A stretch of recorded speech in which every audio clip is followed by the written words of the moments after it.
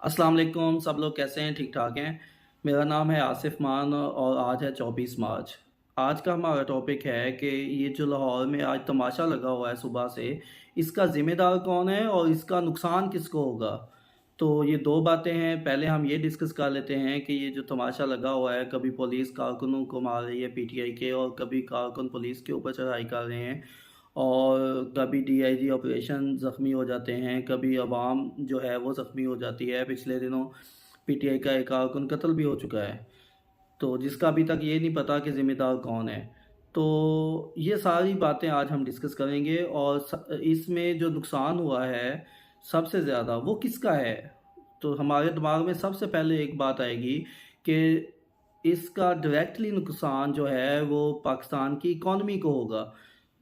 कोई भी इन्वेस्टर, कोई भी सरमायाकार, कोई भी तिजारत पेशा बंदा हमेशा उस मुल्क में अपना पैसा इन्वेस्ट करता है जहाँ पे अमन होगा। ऑफ़ कोर्स जहाँ पे अमन नहीं होगा, जहाँ पे अफ़रा-तफ़री होगी, अनस्टेबिलिटी होगी, साफ ज़ाहिर है जहाँ पे ये नहीं पता कल कौन-सी गवर्नमेंट है, वहाँ पे तो कोई बंदा अपना पैसा इन्वेस्ट नहीं करता।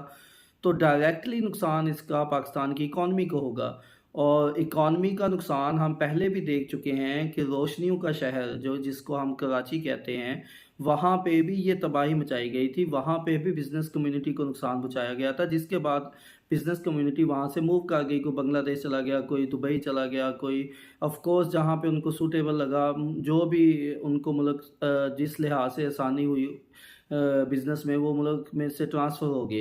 तो कहने का मकसद ये है जिस तरह कराची में पहले बदअमनी फैलाई गई, वहाँ पे टारगेट किलिंग हुई, वहाँ पे भत्ताखोरी आम थी, वहाँ पे स्ट्रीट क्राइम थे, वहाँ पे ज़िंदगी की किसी की कोई वैल्यू नहीं थी। इन सारे हालात का फ़ायदा तो हो सकता है एमक्यूएम ने या किसी ख़ास लोगों ने उठाया हो, लेकिन उसका नुकसान किसको हुआ? वहाँ पे भी नुकसान पाकिस्तानी पब्लिक को हुआ, इकॉनमी डिस्ट्रॉय हो गई, कराची तबाह हो गया।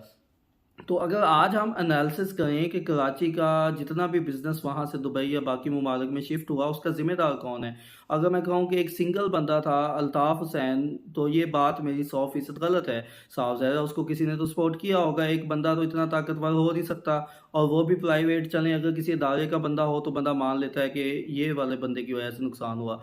तो साहबज़ादा अल्ताफ़ हुसैन अकेला ऑपरेट नहीं कर सकता जब तक ख़ास ग्रुप की या ख़ास सिस्टम की उसको सपोर्ट हासिल ना हो। तो अगर आज पाकिस्तानी कौम अल्ताफ़ हुसैन से बदला लेना चाहे या उसका एहतसाब करना चाहे तो मेरा ख़्याल है वैसे ही वो मरने वाली कंडीशन में है, उसको ला के फांसी पे भी लटका दो, जो कि प्रैक्टिकली पॉसिबल नहीं है। तो फिर भी वो जो नुकसान करके चला गया है, वो नुकसान पूरा नहीं हो सकता।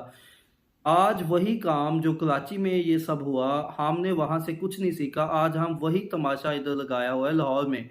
जब लाहौर में अनस्टेबिलिटी आएगी, जब लाहौर में अफ़रा-तफ़री होगी, साफ-ज़ाहिर है वहाँ पे क्रिमिनल लोग भी उसका फ़ायदा उठाते हैं, वहाँ से दहशतगर्द भी फ़ायदा उठा सकता है। जब एक मुल्क का कोई कानून ही नहीं है, तो वहाँ जौन-सा मर्ज़ी बंदा आके अपनी बदमाशी करे और अपना फ़ायदा उठाए और साइड पे हो जाए, तो अल्टीमेटली नुकसान पब्लिक का ही होना है। तो मैं ये कहना चाहता हूँ कि अगर अमन की सियासत नहीं होगी, ये मैं अमन की सियासत इसलिए बार-बार लफ़्ज़ इस्तेमाल कर रहा हूँ कि इस्लाम ने हमें कहा कि वो मुल्क तरक्की करेगा या खुशहाली करेगा जिस मुल्क में जो सियासत है वो अमन की होगी।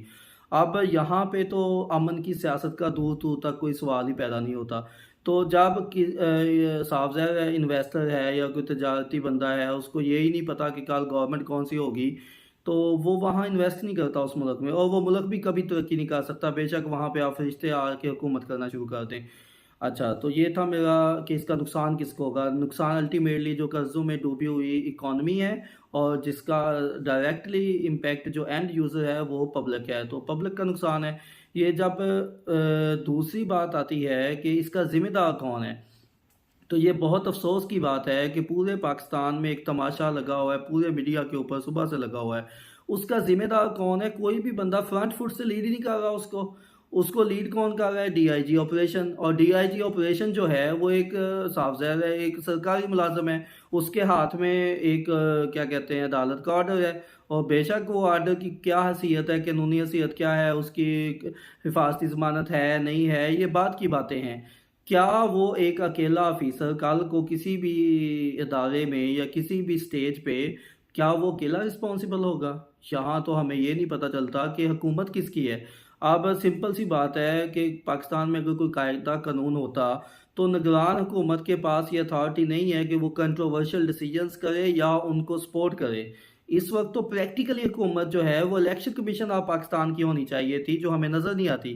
अब इलेक्शन कमीशन ऑफ पाकिस्तान की हुकूमत से मुराद क्या है? ये जो निगरान सेटअप है ये डायरेक्टली ईसीपी के अंडर है कि वो जो बात कहेगी ये करेगी, वो जो नहीं कहेगी वो नहीं करेगी।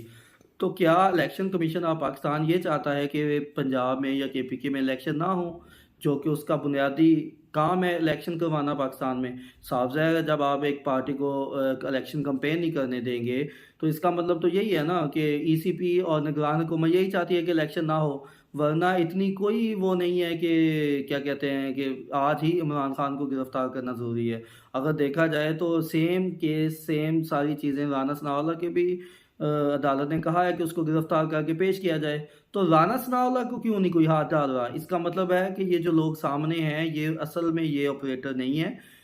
एक या एक दो बातें क्लियर होनी चाहिए। एक तो ये बताया जाए कि इस सारे ऑपरेशन को लीड कौन कर रहा है, और अगर यहाँ पे कोई भी नुकसान होता है, इकॉनमी का नुकसान है, पब्लिक का नुकसान है, या किसी लीडर का नुकसान है, या कोई भी दूसरा नुकसान है, उसका डायरेक्टली रिस्पॉन्सिबल कौन है?